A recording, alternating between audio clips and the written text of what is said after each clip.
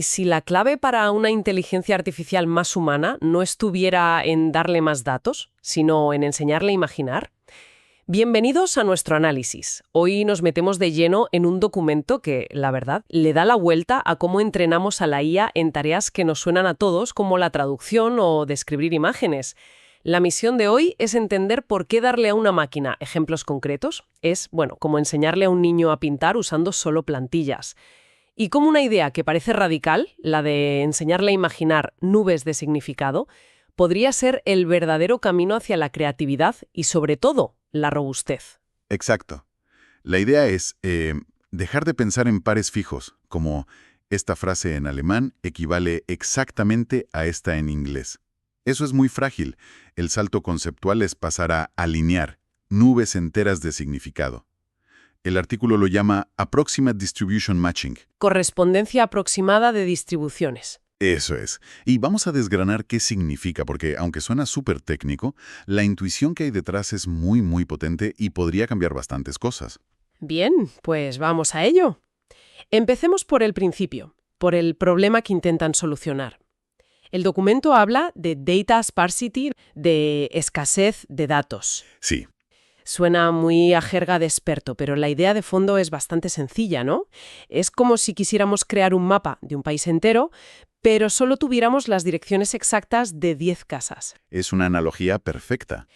El modelo podría aprender a trazar una recta perfecta entre esas 10 casas, pero no tendría ni la más remota idea de lo que hay en los gigantescos espacios intermedios. Exacto. Y en el mundo del lenguaje, es que el número de frases posibles es astronómico, casi infinito. Nuestros datos de entrenamiento, por muchos que sean, son como esas 10 casas en un país entero. Una mota de polvo. Una fracción diminuta. Y ahí está el peligro. Cuando el modelo se encuentra con una frase nueva, un punto en ese espacio vacío del mapa, se desorienta por completo. El artículo lo ilustra muy bien en una de sus gráficas, donde alinear solo los puntos conocidos, las casas de tu ejemplo, provoca que un punto de prueba nuevo quede totalmente desalineado. Claro. El modelo traza una línea recta donde debería haber una curva porque sencillamente no conoce el terreno. Pero a ver, seamos sinceros. Esta idea de la escasez de datos no es nueva. Es el caballo de batalla del machine learning desde hace años. Claro. Ya existían soluciones y el propio documento menciona algunas como la retrotraducción. Me pregunto si no están inflando un poco el problema para vender mejor su solución. ¿Qué fallaba en lo que ya teníamos? ¿Es que no era suficiente? Esa es la pregunta del millón, claro. Y la respuesta que dan los autores es que esas soluciones eran parches, no una cura. Eran soluciones muy ingeniosas, pero con limitaciones importantes. Vale. La retrotraducción, por ejemplo, esto de coger texto en inglés, traducirlo con una máquina al alemán y usar eso como un nuevo par de datos. Pues funciona sorprendentemente bien para la traducción. Sí, eso sí. Pero es un truco muy específico de esa tarea. No lo puedes aplicar así como así a describir imágenes. Entiendo. Otros métodos se centraban mucho en mejorar las frases que se generaban, en el lado de destino, pero ignoraban la variedad en el origen. Si siempre le das la misma frase de entrada, el modelo no aprende a manejar sus sinónimos o sus reordenamientos. Claro, no aprende la flexibilidad del lenguaje real. Exacto. Lo que faltaba era un principio general, una solución robusta que atacara la raíz del problema para cualquier tarea de secuencia a secuencia. De acuerdo. Buscaban el santo grial, una solución universal. Y aquí es donde proponen su cambio de paradigma. En lugar de ver una frase como un punto fijo en ese mapa, proponen verla como el centro de una distribución latente, o, para que nos entendamos, como el centro de una nube de paráfrasis. Eso es. De 1000 formas distintas de decir lo mismo. En imágenes, una foto de un gato no sería un punto, sería el centro de una nube de fotos de gatos muy parecidas. Es un cambio de mentalidad radical. Totalmente. Y lo fascinante aquí es que el objetivo del entrenamiento ya no es aprender a transformar el punto A en el punto B. No. El objetivo ahora es aprender a transformar la nube de significados que rodea a A en la nube de significados que rodea a B. O sea, los vecindarios. Justo. Si volvemos a la gráfica del artículo, es la diferencia brutal entre alinear puntos sueltos y alinear elipses enteras. Al forzar al modelo a alinear esas nubes, todo el espacio intermedio se deforma de una manera mucho más coherente, más natural. Y de repente, el punto de prueba que antes fallaba estrepitosamente, ahora cae justo donde debería. Están alineando los vecindarios de significado, no solo las casas individuales. Espera. Aquí hay algo que no me cuadra. La idea es brillante, no te lo niego, pero me huele un poco a truco de magia. A ver. Si el problema original es que no tenemos suficientes datos, que solo tenemos los puntos, ¿cómo puede ser la solución inventarse datos para crear esas nubes? Suena que estás metiendo ruido en el sistema para intentar sacar oro. Claro. ¿No corren el riesgo de generar variaciones sin sentido y acabar confundiendo al modelo todavía más? Ahí le has dado. Esa es la duda clave. Y si no la resolvieran bien, todo el invento se caería. La respuesta es el corazón de su propuesta. Un nuevo componente que llaman augmenter, un aumentador. ¿Un aumentador? Es, en esencia, otra red neuronal que trabaja en equipo con el modelo principal, y su única misión es generar esas variaciones para crear la nube. Vale. Pero, y aquí está lo importante para evitar el problema que mencionas, no puede hacerlo de cualquier manera. Tiene que obedecer 3 reglas de oro que los autores definen como la clave de su éxito. Generabilidad. Tiene que crear frases nuevas y coherentes. No puede dedicarse a cambiar palabras al azar como un mono con una máquina de escribir. De acuerdo. Tiene que tener sentido gramatical y semántico. Exacto. La segunda, fidelidad. Las nuevas frases deben mantener el significado original. No puede convertir un gato negro en un perro blanco. ¿Lógico? Y la tercera, diversidad. Las variaciones tienen que ser lo suficientemente distintas entre sí como para explorar de verdad el vecindario de significado. No vale con generar 1000 veces la misma frase con una coma diferente. Entiendo el qué, pero no el cómo. Es un equilibrio muy delicado. ¿Cómo se aseguran de que ese augmenter cumpla esas 3 reglas a la vez? Hay una persona revisando lo que genera. Porque eso sería imposible a la escala a la que trabajan estos modelos. No, y esa es la parte más elegante del sistema. Lo controlan de forma puramente matemática, con la propia fórmula que guía el aprendizaje del modelo, lo que se llama la función de pérdida. Ah, claro. Es como si le dieran 2 objetivos contrapuestos. Por un lado, tienen una pérdida de correspondencia, que básicamente le dice al sistema: la nube que generas en alemán, una vez traducida, tiene que parecerse lo máximo posible a la nube que generas en inglés. Vale, eso alinea los significados. ¿Eso es? Pero, para evitar que se invente cosas, tienen una pérdida de fidelidad, que le dice al augmenter: oye, las variaciones que generes tienen que seguir pareciéndose mucho al ejemplo original. Un tira y afloja. Es un tira y afloja constante, que de forma automática encuentra un equilibrio y aprende a generar datos sintéticos de alta calidad que fortalecen al modelo principal en lugar de envenenarlo. Vale, la teoría suena impecable. Casi demasiado buena para ser verdad. Pero, como siempre, la prueba de fuego está en los resultados. Demostraron que este augmenter mágico realmente marcaba la diferencia en el mundo real, porque del papel a la práctica hay un trecho. Y tanto que lo hay. Lo probaron en 2 campos de batalla clásicos: traducción automática de alemán a inglés y generación de descripciones para el famoso conjunto de imágenes MS-COCO. ¿Y los números que muestran en sus tablas son muy claros? En traducción, su método, que abrevian como S2S-DM, obtiene una puntuación BLEU de 30.92. Para un momento. Para quien no esté familiarizado o familiarizado, ¿qué significa una puntuación BLEU? Buena pregunta. Es una de las métricas estándar en traducción automática.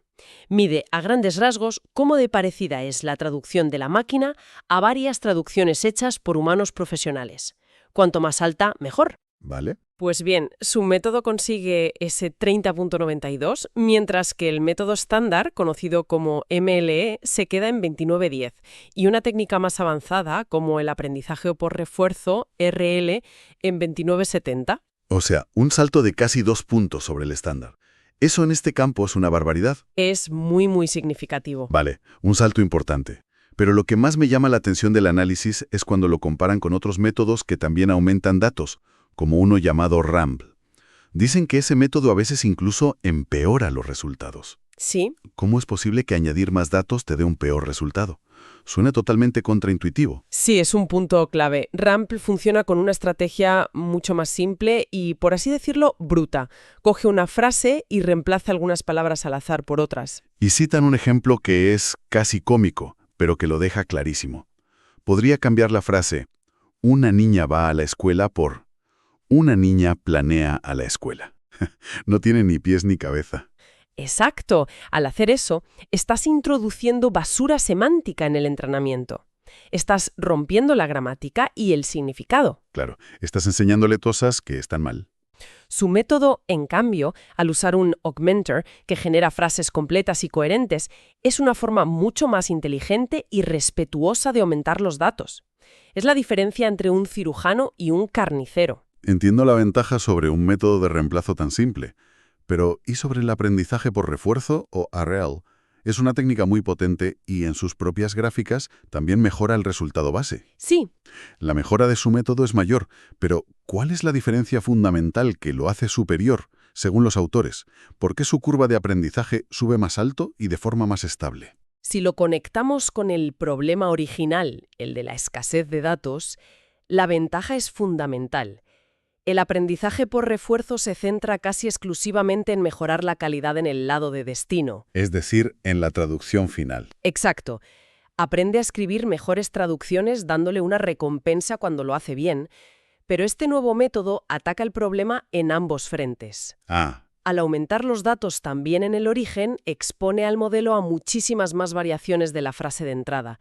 Lo obliga a entender que el coche es rojo, el auto es de color rojo y es un coche de tonalidad roja significan exactamente lo mismo. Ya. Lo hace más robusto en la comprensión, no solo en la generación. Precisamente. Esto lo hace muchísimo más robusto ante frases que no ha visto nunca, que era el problema que queríamos resolver. Está fortaleciendo su comprensión del idioma de partida, no solo su habilidad para escribir en el de llegada. De acuerdo, los números están bien, pero a mí lo que de verdad me convence es cuando podemos ver qué escribe esta cosa. Y en una de las tablas muestran ejemplos concretos de lo que genera su augmenter. Claro. Aquí es donde podemos juzgar si de verdad está creando esa nube de significado coherente o si solo está generando galimatías. Y es la prueba del algodón. Vemos que es capaz de hacer cosas muy sutiles e inteligentes. Reemplaza sinónimos, como cambiar contratados por empleados, manteniendo el significado intacto. Vale. Puede simplificar la estructura de una frase compleja o reordenar los elementos, como en él y yo fuimos al cine frente a yo y él fuimos al cine. Está explorando esas paráfrasis. Está explorando esa nube de una forma muy parecida como lo haría un humano. El augmenter está capturando la flexibilidad y la riqueza del lenguaje natural. Pero seamos críticas, que es a lo que hemos venido. El propio artículo admite que no es perfecto. En esa misma tabla muestran un ejemplo donde el augmenter introduce ruido, como la repetición de una palabra. Sí, es cierto. ¿No es esto un riesgo? ¿No estamos volviendo al problema de introducir errores que podrían, en algún caso, perjudicar el aprendizaje en lugar de ayudarlo? Es un punto muy importante, y lo abordan de frente. Su argumento, que a mí me parece muy convincente, es que una pequeña y controlada cantidad de este ruido es, de hecho, beneficiosa. ¿Beneficiosa? ¿Sí? Lo llaman una forma de regularización. Si el modelo principal aprende a manejar estas pequeñas imperfecciones generadas por su compañero, el augmenter, se vuelve más fuerte, más resistente. Más tolerante a fallos. Eso es. Menos sensible a las variaciones y al ruido que inevitablemente encontrará en los datos del mundo real. Es como si, para entrenar a un atleta de élite, no solo le haces correr en una pista perfecta, sino que de vez en cuando lo pones a correr en un terreno ligeramente irregular. Para fortalecer los tobillos. Exacto. La clave es que la pérdida de fidelidad actúa como un supervisor que evita que ese ruido se descontrole y se convierta en un problema. Es un argumento interesante, el de la vacuna de ruido controlado. Y el efecto en la descripción de imágenes que se ve en otra de las figuras es todavía más espectacular si cabe. Sí. Un modelo estándar ve una foto y dice algo tan soso y literal como un primer plano de un plato. Pero el modelo entrenado con este método, un momento, no solo añade detalle, es que infiere un contexto social. Totalmente. Genera un plato de desayuno en una mesa con huevos, o incluso el restaurante presenta un desayuno gourmet de huevos y tostadas. Pasar de plato a desayuno gourmet. Eso no es solo añadir adjetivos. Ahí el modelo está interpretando la escena. ¿Cómo es posible? Porque ha dejado de ser un simple detector de objetos. Ha aprendido a partir de una distribución de posibles descripciones, no de una única etiqueta correcta. Claro. No solo ve los píxeles que forman un plato y unos huevos, sino que ha aprendido, a partir de la nube de datos, que esa combinación, con esa iluminación y esa composición, suele corresponder al concepto de desayuno. O restaurante. O gourmet. Exacto. Captura los detalles, el ambiente, la intención de la foto. El modelo base detecta el qué, pero el modelo entrenado con este método empieza a entender el por qué. Es un paso pequeño pero significativo hacia una comprensión del mundo más parecida a la nuestra. Entonces, si lo resumimos todo, me da la sensación de que la idea principal es un cambio de filosofía. Para que la IA entienda el lenguaje o las imágenes como nosotros, no basta con darle millones de ejemplos correctos. No. Hay que enseñarle la flexibilidad, la riqueza y la variedad de la comunicación. O sea que el verdadero truco no es tener más datos, sino enseñar al modelo a imaginarse de forma inteligente las variaciones de los datos que ya tiene. No podría haberlo dicho mejor. Es pasar de ser un simple memorizador a un generalizador. Eso es. El gran avance es ese cambio de perspectiva, de emparejar puntos de datos fijos a alinear distribuciones enteras de significado.